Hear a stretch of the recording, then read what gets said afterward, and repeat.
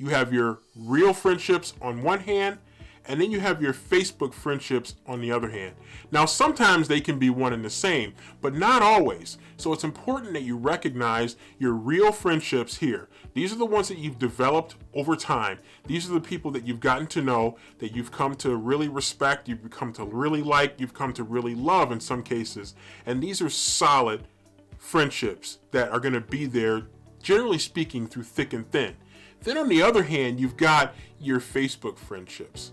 And these are the ones that you've developed because sometimes it might be a friend of a friend that's decided to friend you. It might be a colleague at work that you've gotten to know. It might be a friend, a colleague of a colleague, a friend of a colleague, someone that just saw your name somewhere on the internet or saw your name in the newspaper or saw your name on TV or in a video. And then they decide to friend you and you don't necessarily really know them. They're sort of an acquaintance, but they want to friend you. Sometimes they might want to just build up their friendship stock.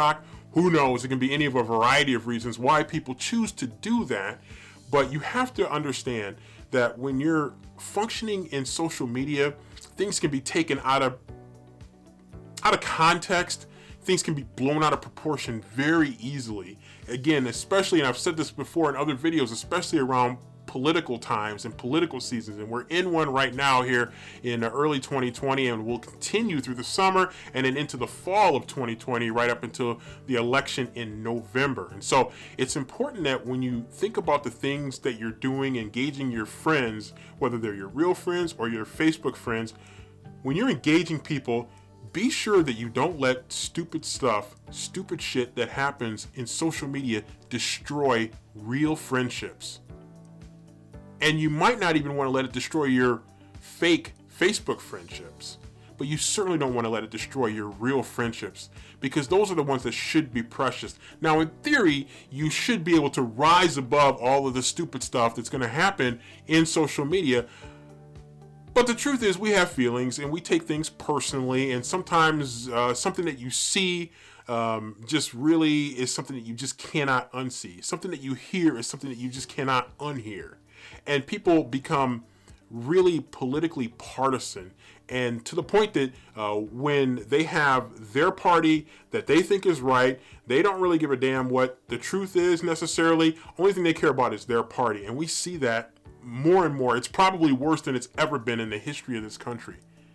And that's a sad commentary and probably another whole video in and of itself. But it's important that when you're having these interactions to think about what you're posting in social media and ask yourself, is it really worth losing friendships? Is it worth losing respect? And in some of your cases, it might be. You might say, well, I don't care. I'm going to post whatever I want to post. And if people don't like it, then, then they can, hit the bricks. They can just get going. And that's just the case for some people. But then you have to ask yourself, if you're willing to lose people out of your life that easily because of social media, then maybe you're not using social media the way that it was intended to be used, the way that it should be used. So think very carefully about what you post. Think about the ramifications of what you post, and think about what your friendships are. And think about how things that you say you may think are important, you may think deserve to be said. But you have to ask yourself, if you have friends that have different political views, if you have friends that have different perspectives on race, gender, sexuality, how are they going to be impacted by the things that you say? And is your opinion really worth it that much to really lose friendships? Increasingly these days, it is.